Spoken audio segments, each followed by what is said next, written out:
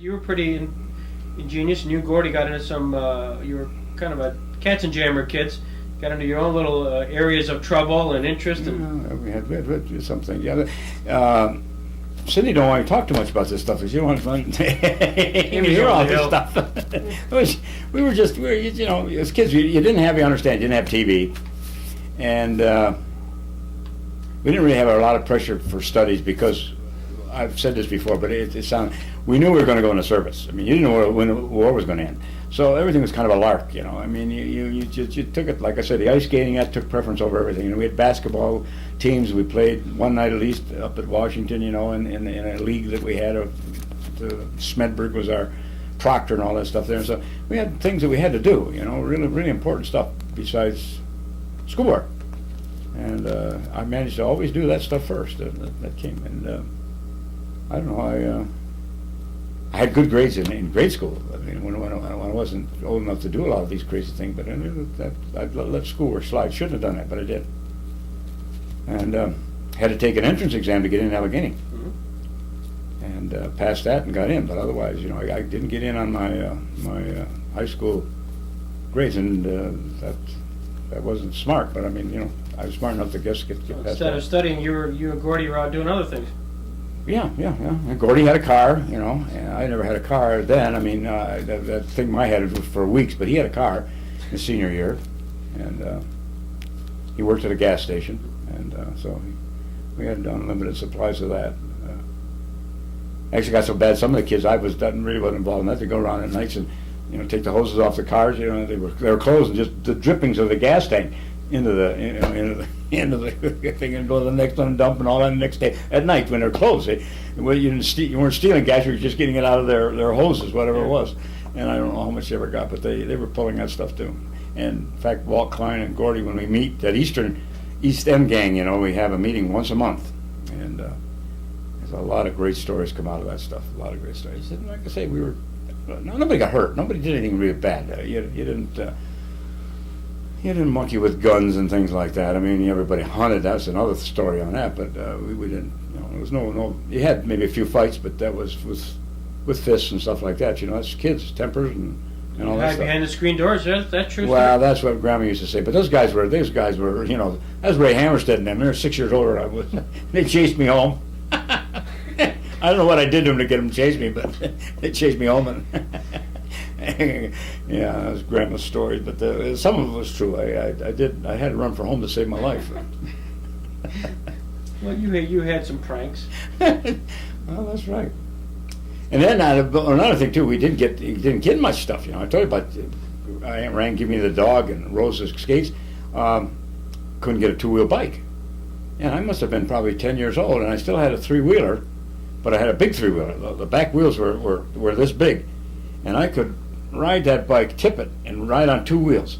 You know, just for the fact that I was challenged. You know, I wanted a two-wheeler, but I wasn't getting one, and I do that. And I could take that thing out of the garage on Sturgis Street, and I could go all the way up the Blanchard Street hill. And it was a pretty steep hill, and turn around and come all the way down, full bore, and never have that other wheel go down. And I remember Marilyn Jones's grandfather who lived with him, and his brother was here from Pittsburgh, and he come over and he said, "Lyle," he said, "go get your bike." He said, "I want to tell my brother Charlie, or whoever he was, that I know a kid that can do something that he's never seen doing." I said, "Yeah, I will." So I went in my garage and got my bike, and I came out, did this thing, and these two old guys just stood there and watched it. I couldn't believe it. But I had that down. But then I did get a two-wheeler, and I think that probably shamed my dad into getting it for me. I got a Roadmaster. But I probably was 12 years old before I got a two-wheeler. Different life. You kids got them when you were 5 and 6 years old. Sure. Oh. Did you have girlfriends? Was that an interest that you're?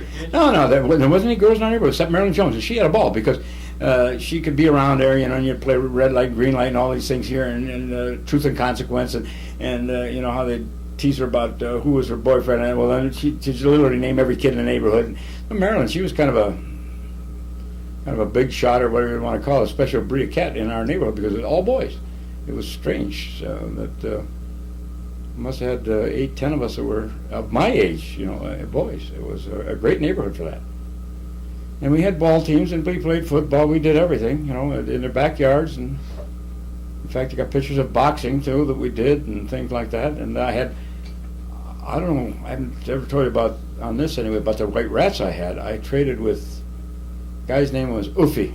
His nickname. Oh my gosh, I can't think now what his name. We were talking about him the other day with the East End gang, and I traded him something for 2 white rats, and it had a big cage and it had a merry-go-round in it, and these rats would go around in there, and it was quite a circus act, like, I thought, boy, this is wonderful. And one of them had gotten its tail cut off, and he was mean. I couldn't monkey much with him. I kept him in the cage, but the other one I could walk around with him on my shoulder.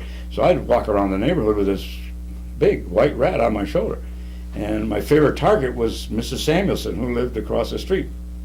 And she'd see me coming, and she'd be sitting on her porch in the summertime. Lyle Peterson, don't you come up on my porch with that rat. Don't you dare come up here. And of course that was just, and she'd run in the house. And I had the rat.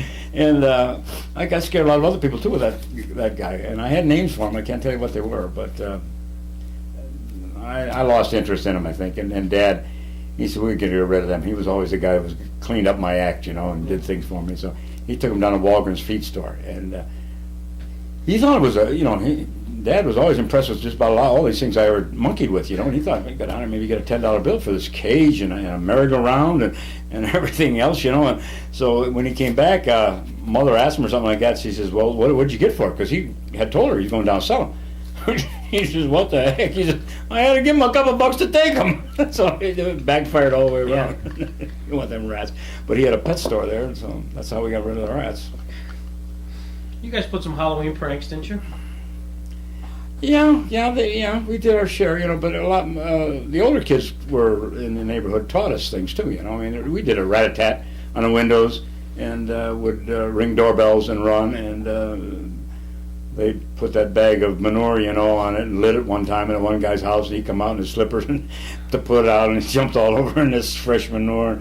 Oh gosh, that was tough. And then they started a fire in the sewer, and the story was that it backed up into the guy's house. And he had smoke coming up through the commode. Whether they did or not, I don't know. It sounds kind of far-fetched, but they claim that did happen there. But we used to hang tin cans on cars, and one night, Bobby Busey, it was his turn next, and we were all sitting on the other side of the corner there, and Bobby's got the cans, and he's going up to the car at a stop sign, and we see it's the police. So we're doing this. Come on, Bobby, back!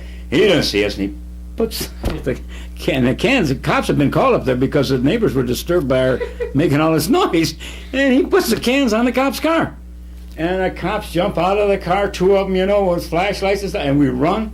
Holy crow, how we run! Well, they caught a couple of guys that were just just happened to be watching us, and they didn't rat on us, but Gordy and I know we crawled in somebody's garage and laid under a car. And we laid there for probably 45 minutes before we dared come out. And we went upstairs in my bedroom, and we said from that day on we were going to go straight.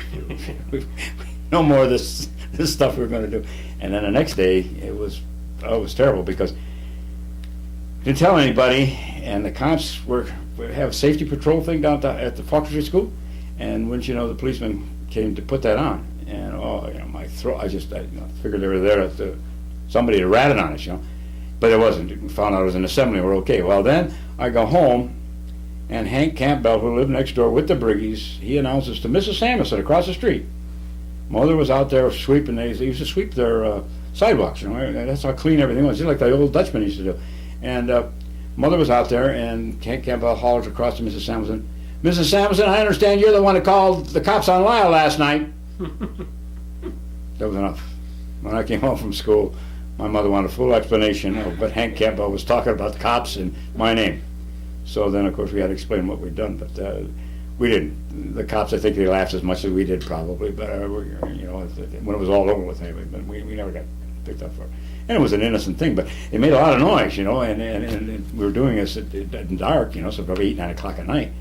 And when those cars would take off and the things, and of course they'd all stop because they didn't know what happened to their car. There was another thing. They thought something had really happened, and they'd jump out of their cars, and of course we'd have a good laugh, and we were sitting somewhere where they couldn't find us until the cops came.